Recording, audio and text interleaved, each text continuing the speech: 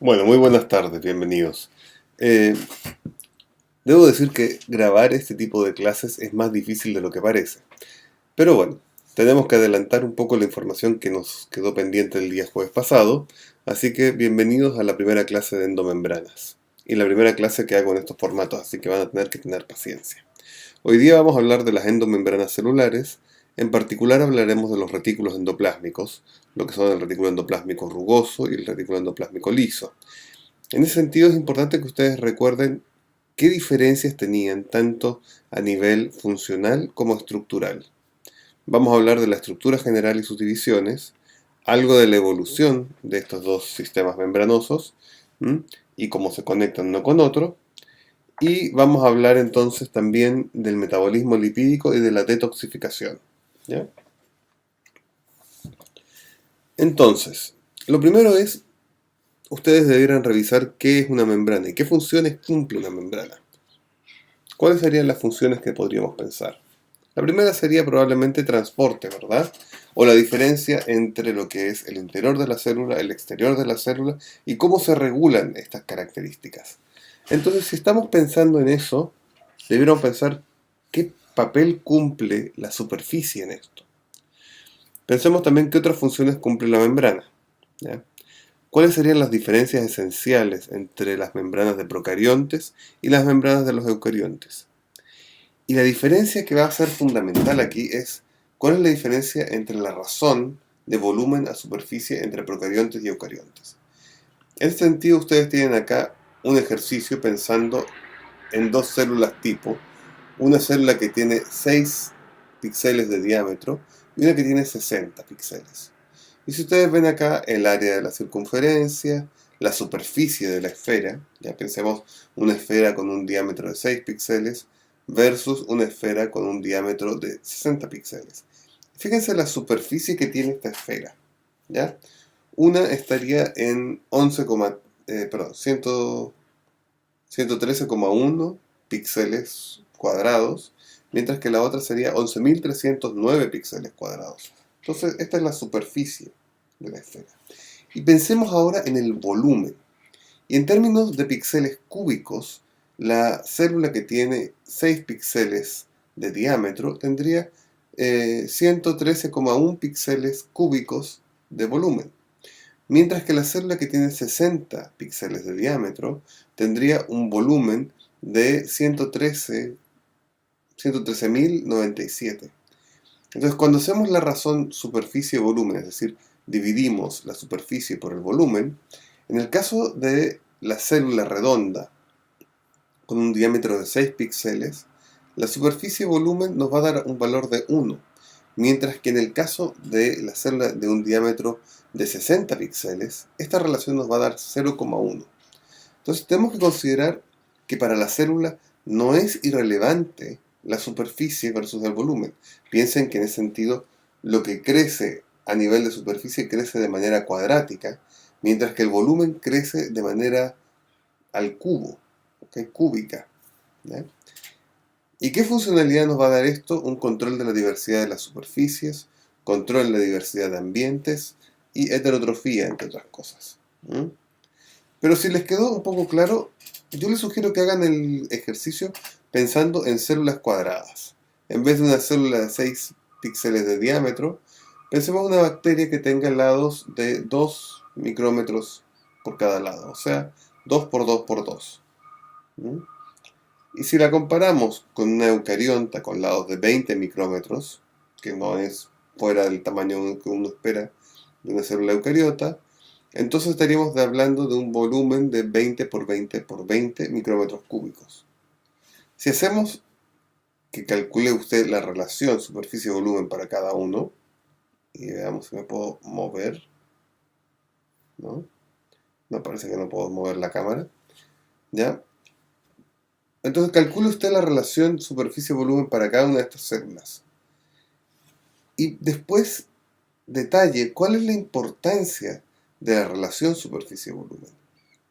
¿Qué funcionalidad cumple para la célula que la superficie-volumen sea particularmente determinada? ¿Mm? Ok, pero ¿qué funciones cumplen las membranas internas de las células? Es decir, las endomembranas. Bueno, entremos a hablar un poco de evolución, ¿no? Aquí ustedes pueden ver un gran momento en la evolución, ¿no? Que nadie me mire, y cruza de un lado a otro. Otro gran momento en la evolución fue justamente el establecimiento de lo que fue el proceso de endosimbiosis, ¿ya? Y eso lo vieron ustedes, o lo han visto por lo menos en el curso de biología, con respecto a las bacterias que eran capaces de metabolizar oxígeno, ¿ok? Y estas son alfa-protobacterias, y aquellas protoeucariontas con las cuales comenzaron a funcionar. Ahora, la pregunta es si la célula que tenía, ¿ok?, este protoeucarionte ya presentaba una cierta estructura de membrana interna. Y es probable que sí, es probable que fuera capaz de formar cierto grado de endomembranas, porque entre otras cosas se puede observar en bacterias hoy en día que hay algunas de ellas que forman justamente endomembranas. ¿De dónde provienen estas endomembranas? Hay gente que sugiere que es el ensamblaje fallido de un virus, particularmente en términos del núcleo, por la característica que tendrían las proteínas de la lámina nuclear, ¿ya? No hay evidencia de que sea una endosimbiosis, no están las evidencias clásicas, genoma asociado, replicación autónoma, y en cambio sí hay evidencia de invaginaciones de membrana.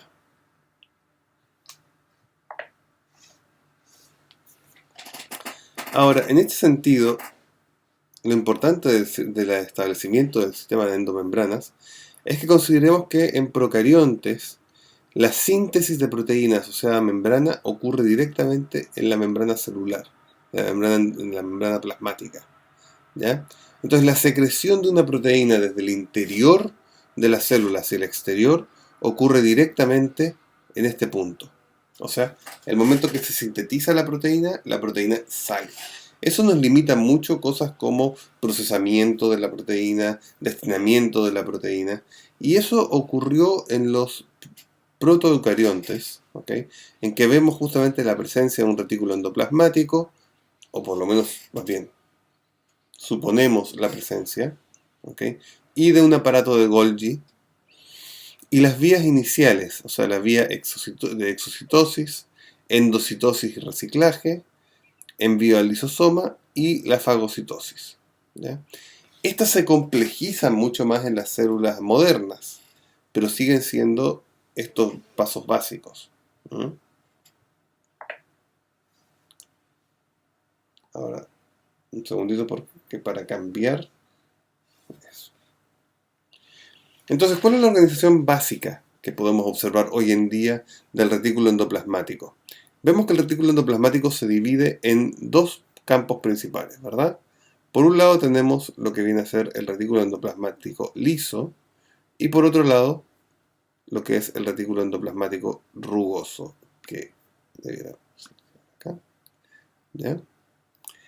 Y fíjense que estas estructuras se difieren bastante. El retículo endoplasmático liso está formado por túbulos, ¿m?, y algunas cisternas, ¿ya? Pero en general, fíjense esta estructura tubular, ¿m? En cambio, el retículo endoplasmático rugoso tiene una estructura de cisternas principalmente. ¿Por qué esta diferencia entre un tipo de retículo y el otro? De partida hay proteínas que establecen estas estructuras, ¿ya? No nos vamos a meter en el detalle, pero hay proteínas que estabilizan el retículo endoplasmático liso como túbulos y el retículo endoplasmático rugoso como cisternas. Además tenemos toda la asociación de los ribosomas en estas cisternas, y que vemos la asociación de un ribosoma tras el siguiente, tras el siguiente, tras el siguiente, y eso va generando una estructura también, ¿ya?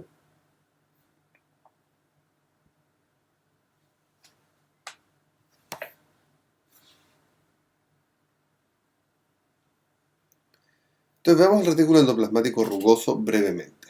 Se denomina así porque su aspecto tiene esta estructura rugosa justamente debido a las regiones tapizadas de ribosomas. Es decir, presenta sitios de unión de ribosomas.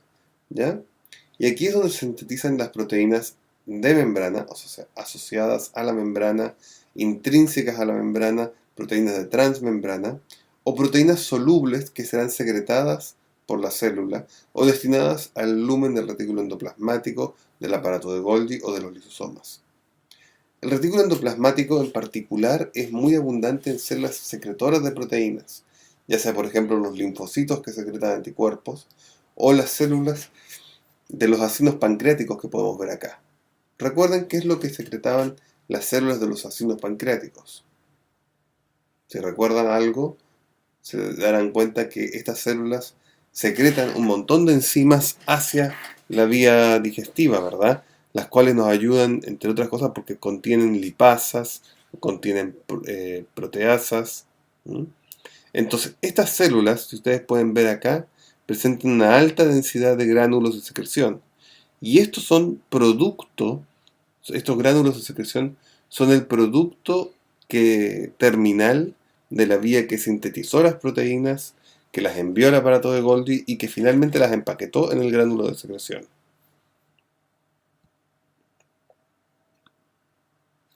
Ahora, el retículo endoplásmico liso se caracteriza porque aquí es donde ocurre principalmente la síntesis de triglicéridos y fosfolípidos. Es particularmente abundante en células que tengan que ver con el metabolismo lipídico, como uno podría esperar. Ahora, ¿por qué? Hay muchas enzimas del retículo endoplasmático liso que modifican o detoxifican compuestos hidrofóbicos, como pesticidas, drogas o carcinógenos, convirtiéndolo en compuestos conjugados más hidrosolubles que puedan ser excretados. Y para eso vamos a hablar de los complejos citocromo P450. Por otra parte, hay regiones del retículo endoplasmático liso, regiones de transición entre rugoso y liso, desde donde se forman las vesículas que van a dar origen a las vesículas que irán viajando desde el retículo hacia el aparato de Golgi. Y finalmente hay que considerar todo esto, la síntesis de triglicéridos, fosfolípidos, colesterol, ¿ya?